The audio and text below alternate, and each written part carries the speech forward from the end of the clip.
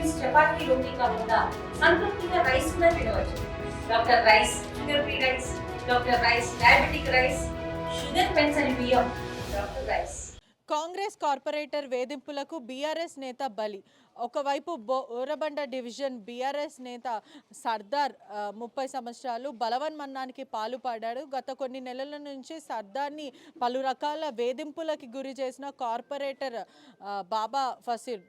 అయితే ప్రధానంగా చూసుకుంటే 15 రోజుల క్రితం కూడా సర్దార్ ఇంటిని కూడా కూల్చివేసింది బాబా కార్పొరేటర్ అనే వ్యక్తి. మరోవైపు అనేక సార్లు వేధింపులకి గురి చేశారు, అనేక సార్లు నన్ను చాలా ఇబ్బంది పెట్టారంటూ కూడా పూర్తిగా చెప్పడం జరిగింది. బీఆర్ఎస్ నేతలకి మరియు కాంగ్రెస్ నేతలకి కూడా బోరబండలో భారీ ఉధృత వాతావరణం ఏర్పాటు పడింది. అదే కాకుండా పోలీస్ స్టేషన్ అంతా కూడా ఎటువంటి అవాంఛనీయ ఘటనలు జరగకుండా భారీ బందోబస్తు అయితే ఏర్పాటు చేశారు.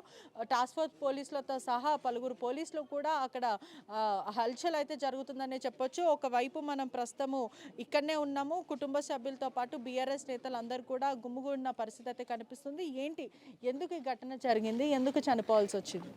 ఈ బాబా ఫసీద్దీన్ అనే వ్యక్తి కార్పొరేటర్ అనమాట. ఇక్కడ ఆయన బీఆర్ఎస్ పార్టీలో ఉన్నప్పుడు సర్దార్ అన్న వాళ్ళందరూ కూడా ఆ పార్టీలోనే ఉండేవాళ్ళు.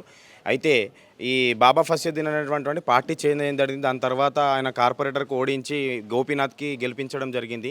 మళ్ళీ సర్దార్ అన్న వాళ్ళందరూ కూడా అప్పటి నుంచి ఈ వేధింపులు అనేవి స్టార్ట్ అయినాయి. నేను పర్సనల్గా చూసుకుంటా అని చెప్పేసినటువంటి వ్యక్తులు చాలాసార్లు అన్నాడు. సర్దార్ అన్న ఫ్యామిలీతోటి కూడా 2-3 సార్లు చెప్పిండంట, ఇట్లా నాకు సర్దార్ అన్న బాబా ఫసీద్దీన్ పర్సనల్గా టార్చర్ చేస్తున్నాడు, నాకు వేధింపులు చేస్తున్నాడు, అమౌంట్ అనేది అడుగుతున్నాడు, మరి ఇట్లా చేస్తున్నాడు, నేను కావాలంటే నాకు అర్థం అవ్వట్లేదు, నేను సూసైడ్ చేసుకుంటా అని చెప్పేసి ఫ్యామిలీతోటి కూడా 2-3 సార్లు చెప్తే ఆ ఫ్యామిలీ వాళ్ళందరూ కూడా అరే మేము ఉన్నాంరా, నీకు అందరం ఉన్నాంరా అని చెప్పినారు. అంతకంటే ముందు మరి గోపీనాథ్ అనేటటువంటి ఎమ్మెల్యే ఇక్కడ ఆయన రైట్ హ్యాండ్గా ఉండి మళ్ళీ గెలిపించినటువంటి వ్యక్తి సర్దారు.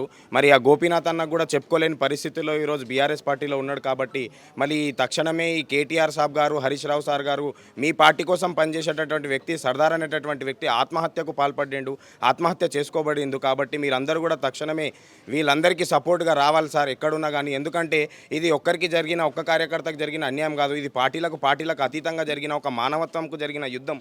ఎందుకంటే ఒక ఫ్యామిలీలో ఒక కుమారుడు చనిపోతే చాలా బాధాకరమైన, విషాదమైనటువంటి చోట ఇది సంఘటన చోటు చేసుకున్నది. మరి పార్టీలకు అతీతంగా కూడా అందరూ స్పందిస్తారని మేము అనుకుంటున్నాం. మాకు చట్టాల మీద, న్యాయస్థానాల మీద, అన్నిటి మీద నమ్మకం ఉంది. కానీ ఇప్పటి వరకు కూడా న్యాయం కోసం పోరాడుతూనే ఉన్నాం, న్యాయం కోసం పోరాడతాం.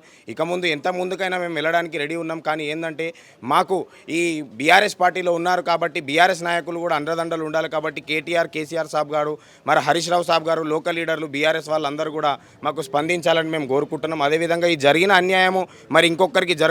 ఈ బాబా ఫసీద్దీన్ అనే వ్యక్తి పార్టీ గ్రౌండ్ లెవెల్లో ఏం చేస్తున్నాడు అనేది గ్రౌండ్ లెవెల్కి ఒక్కసారి కాంగ్రెస్ పార్టీ అధిష్టానం కూడా ఎవరైతే ఉన్నారో మన రేవంత్ రెడ్డి సారు, మళ్ళీ అదేవిధంగా ఎవరైతే నాయకులు ఉన్నారో, ఎమ్మెల్యేలు ఉన్నారో వాళ్ళు గ్రౌండ్ లెవెల్లో ఏం పని చేస్తున్నారు అనేది ఒకసారి ఫీడ్బ్యాక్ తీసుకోండి సార్.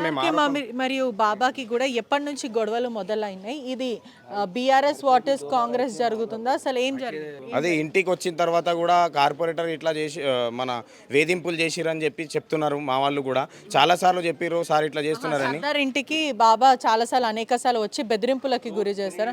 టైం వచ్చినారంట, నాకు తెలియదు, అన్ని చెప్తున్నారు. అడగండి వచ్చి ఏం జరిగిందంట? అదే మా పార్టీలోకి రావాలని వేధింపిస్తున్నట్లు, బీఆర్ఎస్ నుంచి కాంగ్రెస్కి రావాలని చెప్పేసి వేధింపులు చేసినారని అంటున్నారు. మరి మేము ఫ్యామిలీ తరపు నుంచి కోరేది ఒకటే సార్, మీరు గొప్ప వాళ్ళు ఉండొచ్చు, గొప్ప రాజకీయ నాయకులు ఉండొచ్చు, మేము అది మాట్లాడతలేం. మేము ఏం మాట్లాడుతున్నామంటే మాకు జరిగిన అన్యాయం ఇంకో కుటుంబానికి జరగొద్దు అనేది మేము వేదన తెలియజేస్తున్నాం. దయచేసి కాంగ్రెస్ పార్టీ అధిష్టానం కూడా దీన్ని గుర్తించి ఈ బాబా ఫసీద్దీన్ అనే వ్యక్తి మీద తక్షణమే యాక్షన్ తీసుకోవాలని కోరుకుంటున్నాం.